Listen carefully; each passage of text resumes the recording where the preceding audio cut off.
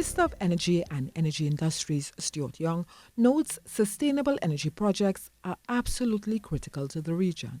But he continues to raise the issue relating to the financing of these projects. It is only with proper collaboration, and collaboration not only amongst governments and amongst citizens, but also with private sector. So I'm pleased today that we also have AmCham here and Republic Bank here, because you are the ones who are going to help us to get that private sector interest to cross the bankability formulas, the bankability tests that need to be conducted, and to make these things a reality. Minister Young was addressing attendees at AmCham's Driving Climate and Energy Resilience Through Cross-Border Collaboration event. During a panel discussion on the issue, non-resident senior fellow on the Atlantic Council, Dale Ramlakan, defined the term bankability. So it all comes down to how you're able to repay the debt, right? So these projects are high capex projects. They require high debt financing. So the offtake agreement is usually what lands these things to become bankable. Long-term offtake, multi-year contracts, usually in double-decade, 20-year, looking for 20-year contracts for these things to happen. CapEx refers to capital expenditure, such as the investment to acquire, improve, or maintain a long-term asset.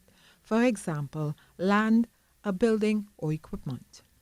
It starts there. It starts at usually you're dealing with a utility that may be government-owned, private-owned, that can't give or don't have a license for that period of time, so they can't give a bankable contract, or they're financially burdened already. They're not financially viable, so they can't give long-term contracts. Republic Bank's Group Sustainability Officer, Tisha Maraj, offered a financier's perspective on the issue of bankability. We now are at the same time looking for bankable projects, but as a bank, we are also looking inwards to see how we can, we need training and technical capacity and all those things as well. But how do we de-risk climate adaptation projects?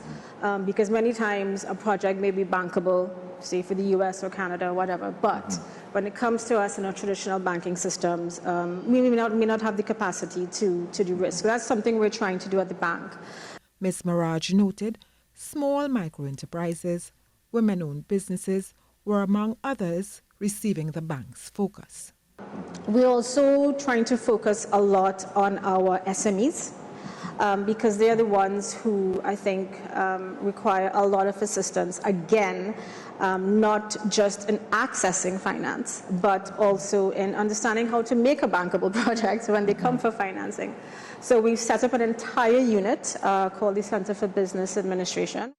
The other participants in the discussion were Senior Advisor to the Prime Minister of Barbados, Daniel Best, and the President of American Chamber of Trinidad and Tobago, Stuart Franco.